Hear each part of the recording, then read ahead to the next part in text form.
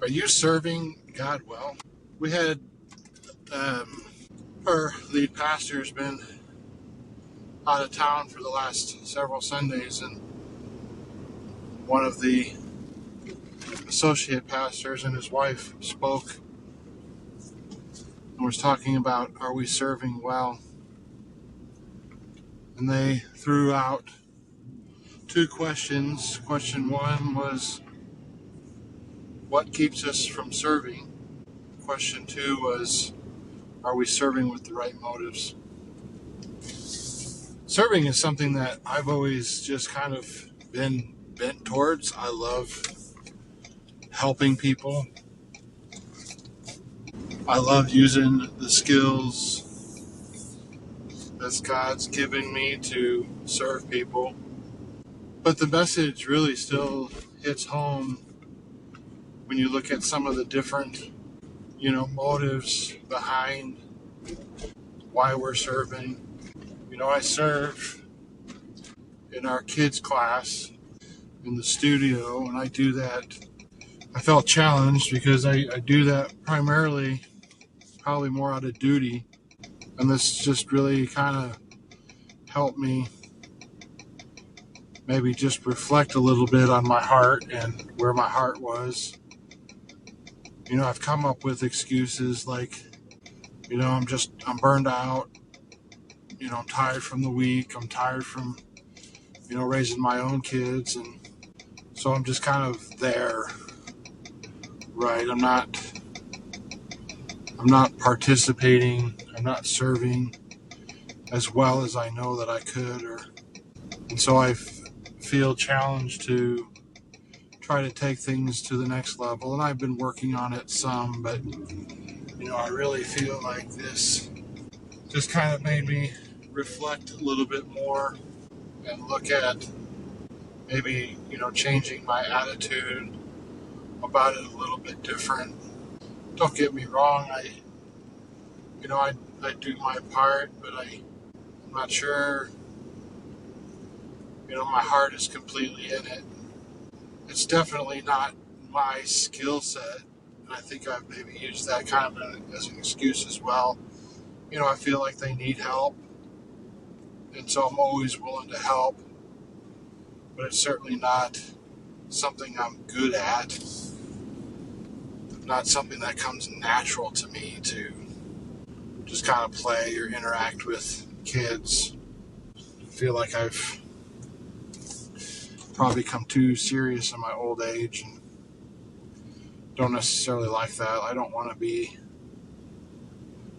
a fun dad. I want to be a fun grandpa when I get older. And so I think that, again, it takes being intentional now too, to try to just, push past my comfort zone a little bit. And, a lot of these kids are really hurting. Our church is big on community outreach, and that brings in a lot of kids and families with broken homes and relationships, and they're hurting, they're desperate, they're looking for answers, they're looking for hope. And for those of us that follow Jesus, we know where true hope comes from. They really need somebody to come alongside them, notice them, show them value, show them that they have value, that they have worth, that they have people in their lives that love them and care for them. So certain aspects of serving certainly comes easy, but there's certain other aspects that definitely are challenging for me. I truly believe that's, we're here on earth to serve people. And of course, I very much am an entrepreneurial at heart and believe in serving people in business as well, because it really is about serving people, bringing value to people, helping them solve their problems. One of my favorite authors, speakers, is a guy by the name of Zig Ziglar, and he coined the phrase that you help enough other people get what they want, you'll have everything that you want. But you have to be careful. Again, this goes back to our motives, right? We don't want to we don't want to serve people to get something back. In fact, one of the things that Gary and Andrea said in their service was, it's really even what true love is, right? Like loving somebody that maybe can't love back, or serving people that can't serve you back, right? That's true, like sacrificial love, true serving, because like that you can't have the wrong motives because they can't serve you back. And I think that's true in business. It's definitely, want to serve people to the best of your ability with the skills and talents and abilities that God's given you. I'm becoming to realize that, God's a creative God, and we're made in the image of God. Therefore, He's placed a little bit of creativity in each of us, and it's using that creativity to serve people. He's given me a different creativity than He's given you or anybody else.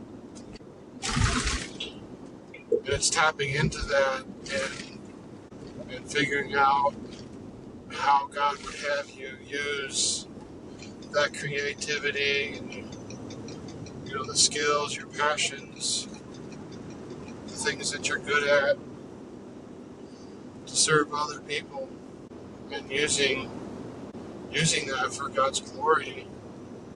I think it's easy to get caught up into the thinking that serving always means doing it without compensation too. I know that's something that I struggled with growing up. Like I just really had a hard time asking for money. People would ask me, to help them, or build something for them, and with the intent of paying me, but I had a really hard time asking for money, kind of using the excuse of just serving, but really it was because I lacked the courage to ask for compensation. But I think that can be left up to God too. Like if you're serving Him, serving God, using the creativity and the skills and ability to serve God, that might not always mean financial compensation, but it could. I would say, the things that I'm learning, it would be a high likelihood that's what we need to be doing. Again, it's about serving people. It's about helping people solve a problem that they have, that you have a solution for. So by charging people, you're still serving them. And serving doesn't mean doing everything for free, because you have a solution and you're helping them. And again, that goes back to, if you help enough people get what they want or solve their problems, you'll have everything in life. But we do have to be careful about our motives, that it's not about money. You got to disconnect yourself from that. You don't want to come across as having what some would call commission breath, right? Where you got to have the sale, and people feel that. But when they genuinely feel that you care about them and their problem, they have no problems paying you. But you have to have the right motives. You got to disconnect from that sale and focus on serving and just helping, and leave the rest up to God. But are you serving well? I think the enemy, I think relationships are so important. God said that it's not good that man should be alone, and yes, He was referring to Eve, but I believe it's beyond just Eve. I think, God created us as human beings for community and fellowship. And oftentimes people stop serving because, a relationship got in the way, right? Somebody got upset about maybe how you handled this, or maybe you spoke in a way that, that wasn't edifying, whatever the case may be. And so then you stop serving because you let a relationship and hurt feelings get in the way. Maybe you don't serve because you feel entitled that you've worked hard all week and you feel like you deserve to be served instead of serving others. There's no greater example of servitude than it was for Jesus. If there was anybody that had an excuse to be served, it was Jesus, but that's not the example that he demonstrated with his time here on earth. In fact, he stooped so low to wash the disciples' feet, which was like the lowest task that you could even perform in that day, right? Of course, Jesus takes it to the ultimate level, and he sacrifices his own life for you and for me. That's the ultimate form of service, right? It's laying down your life. It's serving people who can't give in return like me. There's nothing we can give back to Jesus that would even come close to what he did for us. And I believe true leadership is serving. I believe as a husband and a father, my role is to serve my family and serve them well, to put their needs and interests ahead of my own. Am I perfect at it? No, not at all. But it's something I strive for, something I believe in. I grew up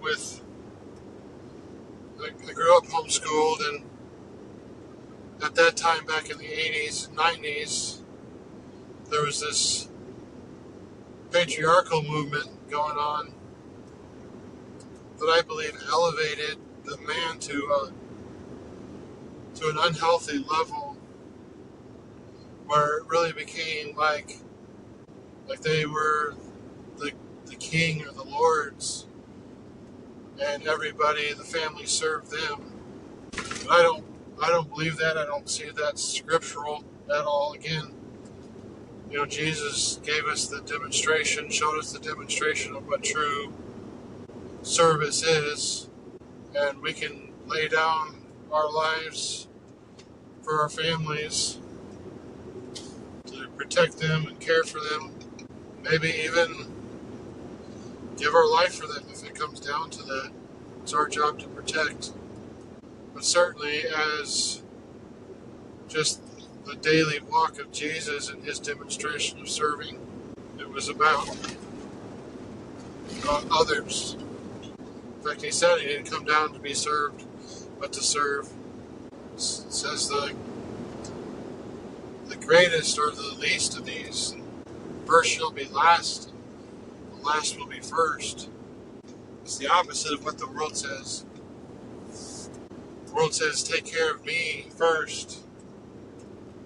Life is about me. Jesus says we're to serve. And that starts in our families. And then that goes into your church family, your community, business. It trickles out, but it all starts with serving well as a husband and a father. Speaking to men here. So are you serving well? Are you serving with the right motives? Are you serving because you want something in return? Or are you serving because it's the right thing to do? because it's what God's called us to do. So let's serve well. Let's serve our families well. Let's serve our church families well. Let's serve our community well. Let's make a difference for the kingdom of God. This isn't my home, right? I'm just passing through, and I want to bring as many people with me to heaven as I can. So let's serve well.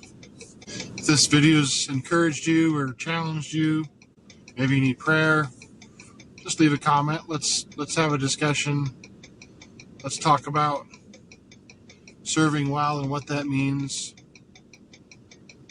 What that means as Christian men.